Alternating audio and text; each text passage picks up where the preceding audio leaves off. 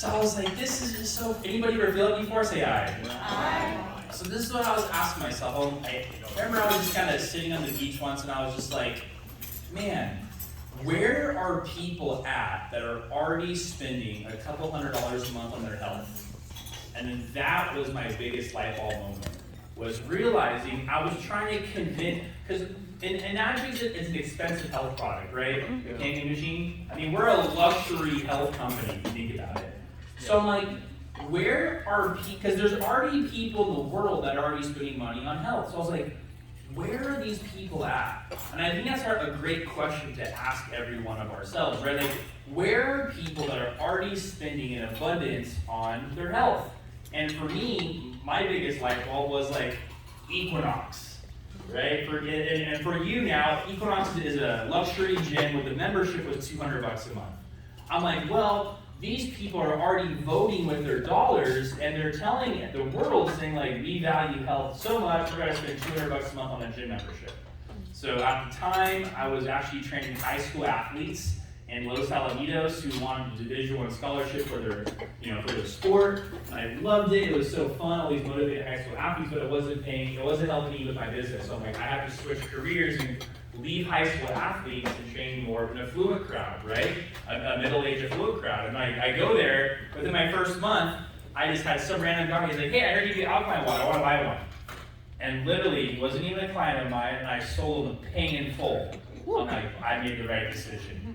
And I was like, why was it so easy for him to say yes? And I guess this guy, he went to a Tony Robbins event. Yeah. And he came back, and he's like, yeah, the third day, all Tony Robbins talks about is alkalinity. And I was like, wow. And that was another light bulb moment. I'm like, okay, people who buy Tony Robbins products buy these things easier. So now my biggest takeaway for you is, instead of trying to convince somebody to buy into alkalinity, buy into luxury health products, start finding people who already do. Right? Because then it's easy. There's people right now who are spending thousands of dollars a month, and all I gotta do is I say, hey, you're already spending, have you seen one of these before? The Kangen water machine, right? And then that's been one of my biggest breakthroughs and aha moments, in my business. And obviously, as you guys know, the next part of my story, I built my income part-time to about $8,000 a month while still keeping my full-time job. And that's what kind of gave me, and it's funny, I see Jasmine, because that's how I met Jasmine and Josh and so many other big people on my team, because I found a perfect, what's the masterclass we always say? If you have a fish, you go to the perfect, I forgot, I built the masterclass. Marketplace, there we go. You find the marketplace. Now, the marketplace is great because the marketplace is on social media, right? So you can go on TikTok, and the cool thing with TikTok is right now, there's a couple different marketplaces on social media. Number one, you can post the marketplace, and you can honestly build your own ones, because if your videos go viral, you can build your own marketplace. You can also search through Facebook groups, you can search through hashtags. A big one of my wife's that I taught her in the beginning, I was teaching her these simple things. I told her, you should get a gym membership to Equinox, right? She starts working out there, what happens next? She joins a group workout class, she becomes friends with the instructor, and then she's like, hey, let's go on a double date, babe. I'm like, okay, and the double date was with a guy named Andrew Fizinich. Who did Andrew enroll? Tam. Who did Tam enroll? Tori.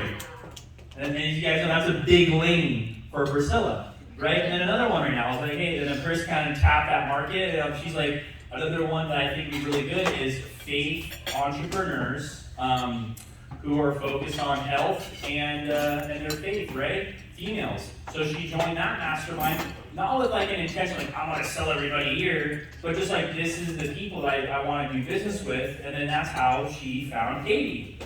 Right, so a lot of times what I've learned in my business is, instead of trying to just be in the environment I'm already in, I have to pursue a new environment and a new group of people that are already looking for stuff like this.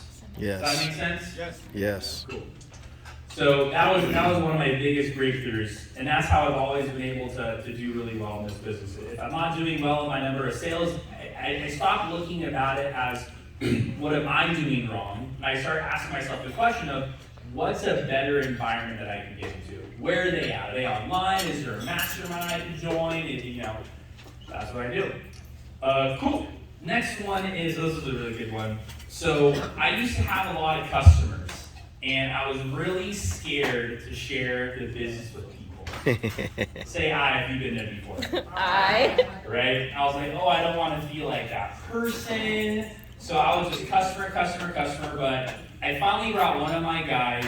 It was actually random how I met him, but long story short, I brought him to an event where the business was shared to him, right?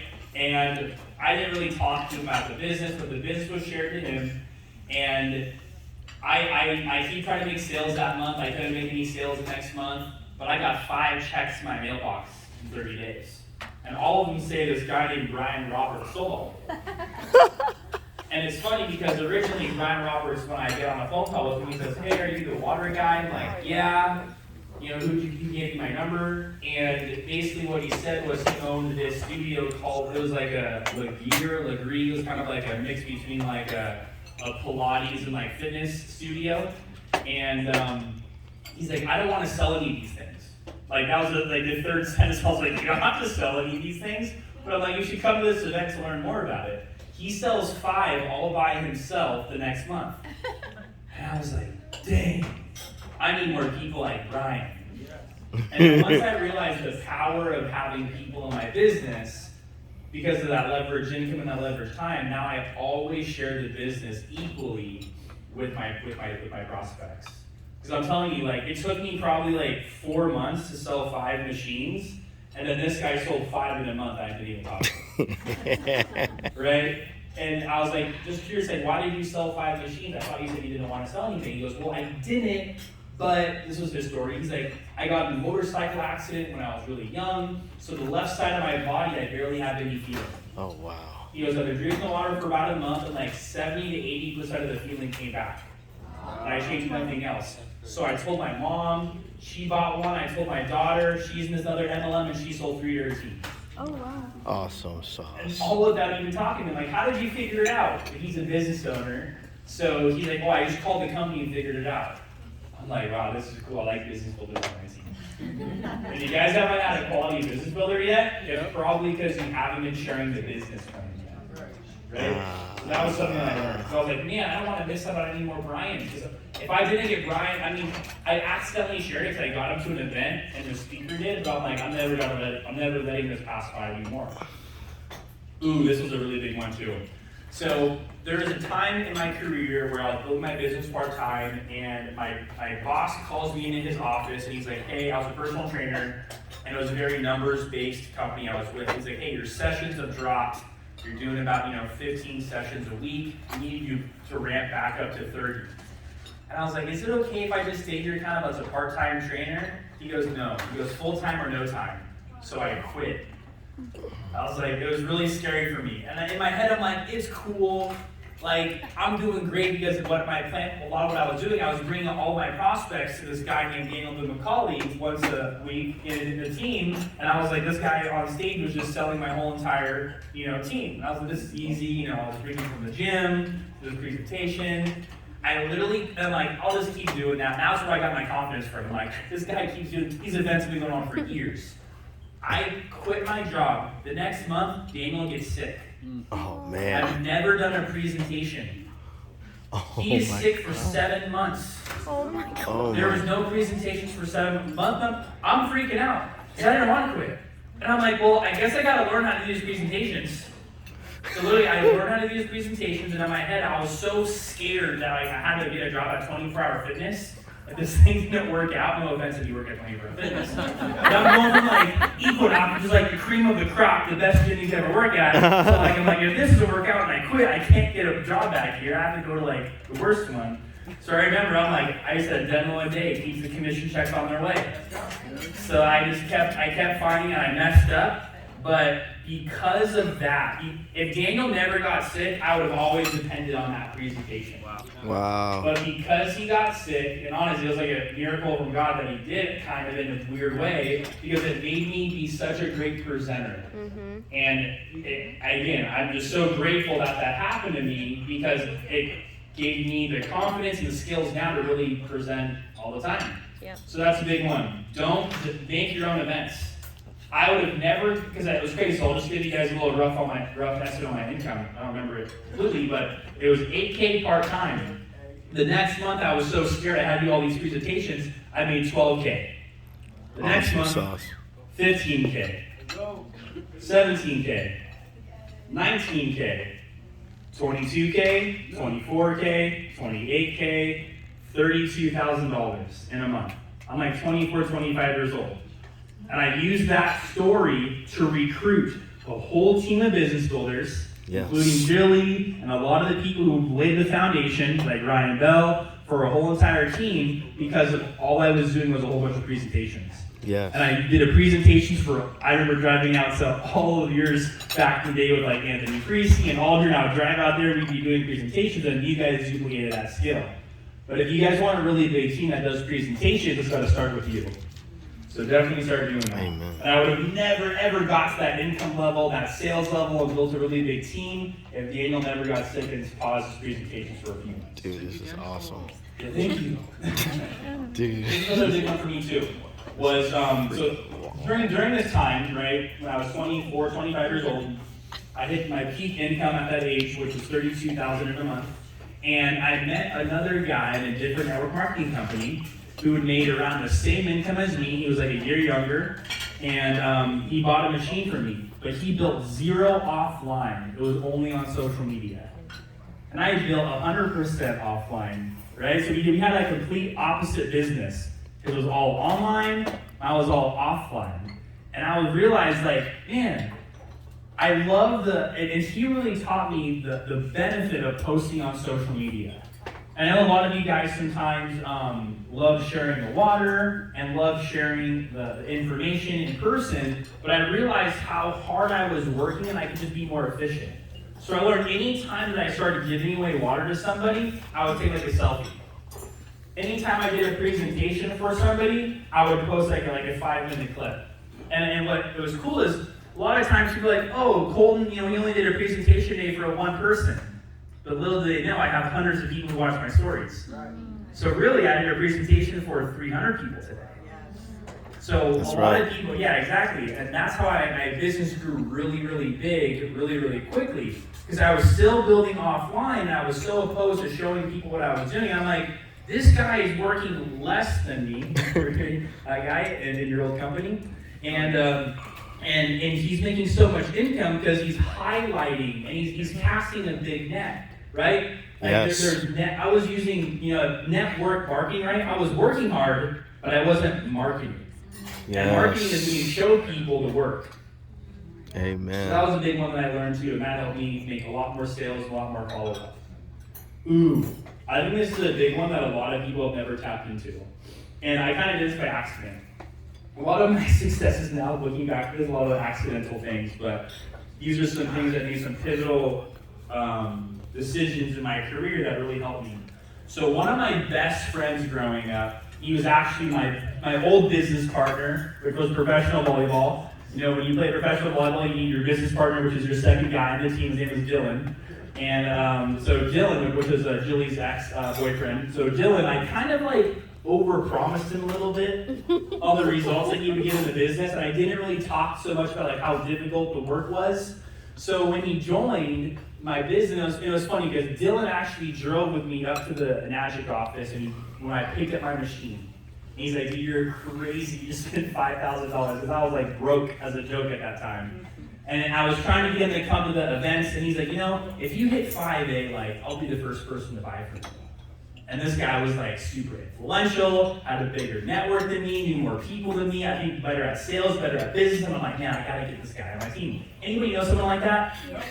Right, so I gotta hit 5A just to enroll Dylan. So I was a couple says hello from 5A, I'm like, Dylan, I hit 5A. And he's like, I remember when I did this was really funny, but one of the things that also got Dylan involved, because he was kind of getting some cold feet when I was getting close, but I remember I got some checks in my mailbox, and I was like, Dylan's coming over in a week, I'm just going to keep those checks in that mailbox and not tell him. So then I was like, hey Dylan, you don't think we were kind of arguing a little bit, you don't think the business works, let's just go check my mailbox. Yeah. He's like, fine. So I really go and I'm like, dude, look at this. It was like for like a week. It was like a week. It was like 5K. He's like, we got $5,000 in a day. Yep. So.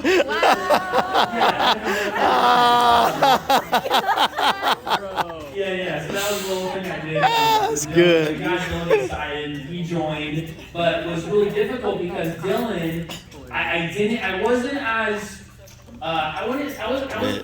dishonest, but I don't think I was as good back then to tell people how much work was involved to make the 20K a month I was making. And he was my really good friend. So I enrolled him the first month, he has like no results. And I was like, crap. He just spent money he didn't have. He bought the machine more because of the business than because of the water. And I just saw this, like if he doesn't make money, it's gonna ruin our friendship. And I was like, and it's my fault. Because I wasn't clear enough about how hard I worked to make $20,000 a month. So I literally went, and I was like, I have to make Dylan make money, or like, cause like he's my best friend, I don't wanna like ruin this relationship. So I was more committed to build Dylan's business with Dylan than ever. I'm like, I'm going over your house today, bro. To do what? I'm like, we're gonna make money. I was like, we're gonna make sales. And I like really wouldn't leave his house.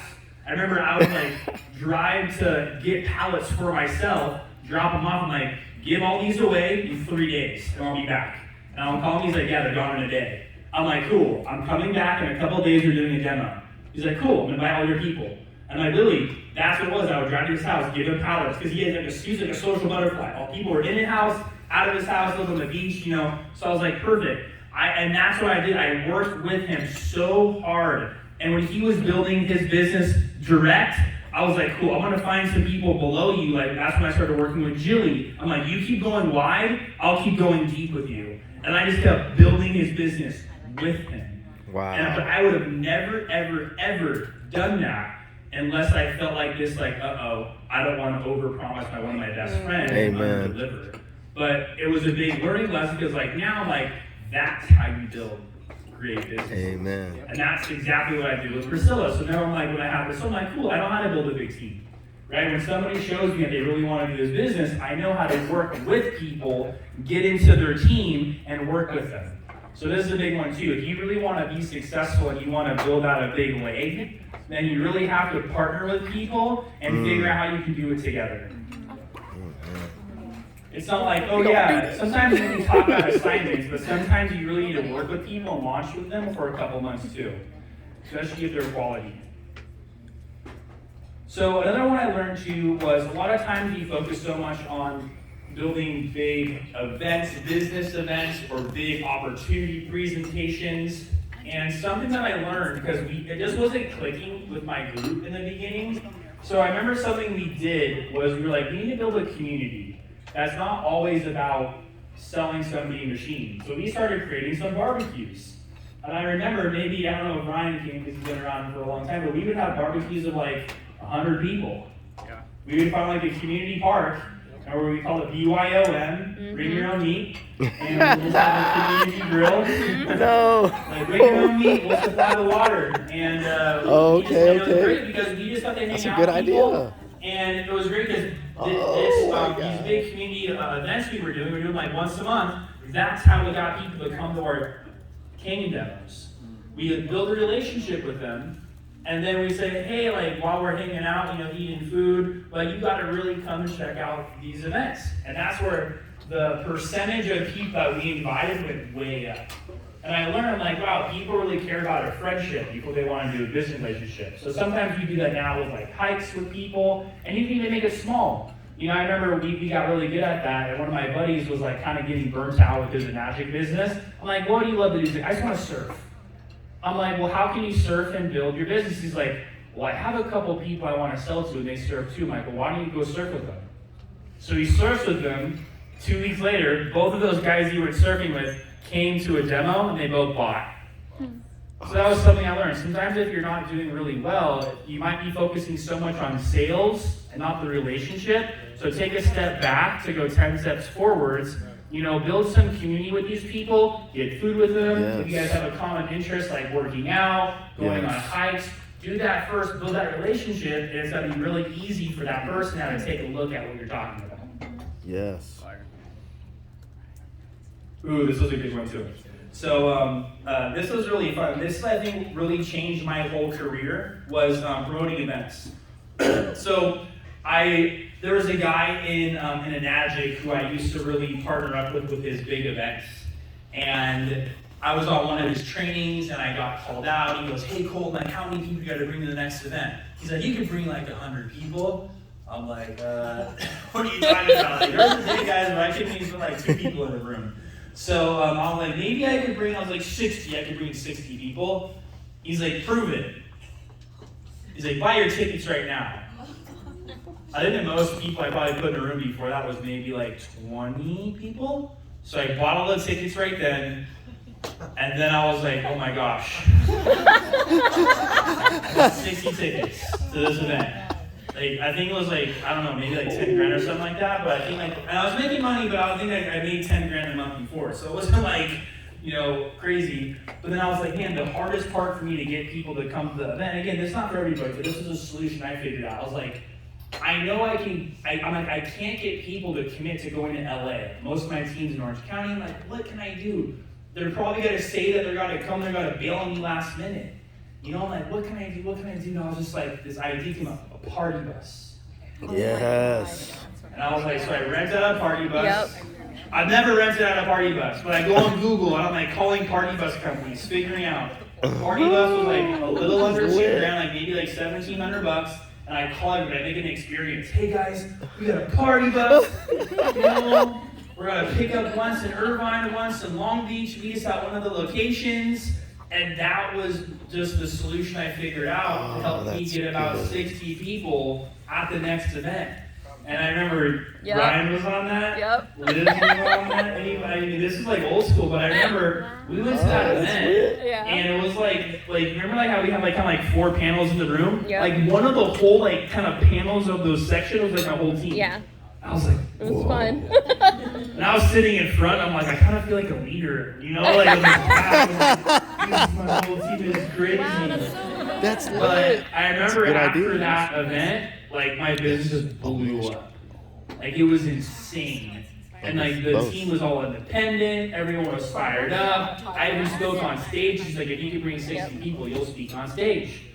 And I'm not saying you have to rent a party bus, but I'm saying like this was the idea that I figured out and it worked. And I remember I saw the photo, it was all in the party bus, It was super fun. It was so sometimes you might have to create some type of experience. I know some of you guys rented a big Airbnb in Newport, 11 of your team are there, right? So create something maybe fun outside of the event that adds to the experience, right? So I guarantee you guys are probably promoting this event with the Newport Airbnb, right? You're like, hey, we're not just going to this event, but we're all like sit in this Airbnb together, it's gonna be fun. Like, so sometimes you gotta figure out what can I add on to the event, you know, to kind of make it more exciting so you get more of a commitment out of people. Yeah, I think I got 2 more. Okay. One of the things too, when I quit my job, I had I shared an apartment with my buddy Lano, and I just had like an open apartment because he worked all day. And one of the things that really helped me was I had my team come to my house all the time. And I was like, hey, I'm gonna be working from like 12 o'clock to 6 o'clock. Just come whenever you guys want to come. And when they came over to my house, we're like, what do we gotta do? I'm like, where's your prospect list? Let's start sending them videos, and once they send them videos, if you don't want to call with me. And that worked. And like literally I was like, hey, I'll get some pizza, or I'll cater a Panini Kebab Grill, or Chipotle, and we're just gonna be sending videos to people, and instead of like, a lot of branding people have a difficult time getting a new, like a leader on a call, so you don't gotta do it through a call. Just call and be like, my friend's right here, right now, here you go. And that was literally, I had like 3 to 5 people, for a few hours, and we're just like sending videos, call, and it was cool because like now my whole entire team, they're watching me like, for instance, like if it's like us at the table, they're like, oh, you're watching like, oh, that just did a call, like I want to do a call, and then like, oh, sure, they call like he just did 2 calls, oh, he closed one. So now it's kind of showing them like how real it is. Like, I gotta send this video to my mom now. I gotta send this video to my aunt now. I gotta send this video, I gotta post this now. So I think that was something that really helped us out a lot in the very, very beginning when I had a small team, was create like a little intimate group, work for a couple hours together, share videos, do some three-way calls, and it really builds a great team. And we would even bring our prospects over. We're like, hey, come over and get water. There's like 5 of us there, and everyone's just like selling them. I wasn't even to do anything. Like the whole team's like selling my prospects for me. It was so much fun. So if you guys can create, another idea that I had too, if you guys are sharing water, have all your prospects come to your house at the exact same time. Oh, that's This was an good. accident. I just worked all day, and I only have my process come at 6 p.m. So I literally get off at my job, and I come home, and there's a line of like 6 to 7 people waiting outside my front door. And they're like talking to each other for like, 10, 20 minutes. Oh, and yeah. Like, who are you? How does Cole know you? And stuff like that. And what I did before is, on my kitchen, I had my laptop playing with the Kangen demo. I had like my checks just hanging out there, showing the business. I had like cups of water and like the demo equipment. Yeah. Just if you're waiting in line, like why not just do a little demo, So sometimes I'm like, I would be teaching them how they can do their own demo, like while they're waiting in line. Wow. And then now since they're making they're waiting, they're like, they're basically getting third-party clothes by all these random people. Like, what's the water doing for you? Oh, it helped me with my migraines. What's the water doing for you? Oh, it helped me with my acid reflux. So now I'm the crazy water guy. It's like, oh wow, it's happening to a lot of people. So if you're delivering water or people are sharing water, try to get them to come at the same time. And it creates a little bit of an urgency and a social proof. Like, I'm not the only person that I'm giving water. It's like, there's a line of people who want this. Now they're like, dang, I'm only waiting for like 20 minutes to get water. I don't want to wait 20 minutes. Let me just buy them. Right, so that was a really big thing, again, by accident. One more thing. And it was funny, the reason I did that was because I wanted all my team, all my prospects to get water before the call that we had. We had like a distributor call, like I want them in and out so I could listen to the call. Okay, this is a really good one for me too. One of my strengths, if you guys have done the personality test, Strength Finders, it's a great personality test. One of my top strengths is I'm very competitive. But I learned this business can be great if you're competitive. Say the word I if you're competitive. I. Okay, so you guys are probably competitive too. So there's a wrong way to be competitive in an adjective. Yes. I'm gonna tell you the wrong way. Compare your amount of sales and your income with someone else's. That's how you'll get really frustrated.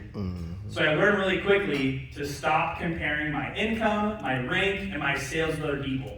And what I started comparing myself with was activity. Yes. So I'd figure out what are the activities of the top producers and how can I beat them in that activity. And I had these little games with myself. I can remember the first guy that I started doing this with, his name was Ryan. He was 19 years old, making $19,000 a month. And I was like, hey, how many gallons of water are you giving away a week? And for him, he was giving away 100 gallons of free samples a week. And in my head, I'm like, I'm gonna beat you. I'm gonna give away more. So the next week, I figured out a way that I gave away 120 gallons. And I didn't tell him I was having this competition with him. Not like the next week, I'm like, how much do you give away? Like 150. He's like, crap. I'm gonna beat him. I gave away like 170. And then within about, when I did start doing it, then I started learning a little bit, like, what else are you doing? He's like, I did in-home presentations this week. I'm like, how many? He's like, 5. I'm like, 5? I've never even done one. So I definitely did not beat him the first week. But after a couple of months, I started doing more presentations than him, giving away more water. That was 6 months, I started making more money than him. Right? And now there's also things like social media. So now if you see some people so some great ways to compete with some of the people that you see here is that way, sharing the water, in-home presentations, but now it's in social media is big, TikToks. Yes. You see people like Jay, who's crushing it, $13,000 as a 4A. There's no secret to her. All of her business is 90% on social media. So if you're like, oh wow, Jay's posting 5, IG reels a week, I'm gonna post 6. And I guarantee you keep beating her on that, and you'll probably beat your income eventually. Right? So this is the one thing that's always helped me is stop comparing myself income, rank, and start comparing my activity. But now I create little boards and spreadsheets and do all that, and that's really helped me keep growing. So That's it for my leadership training, guys. I hope this was helpful. Competition between you and I. I'm gonna beat you. And we're going to get started here in about 5 more minutes, guys. So if you guys want to hang out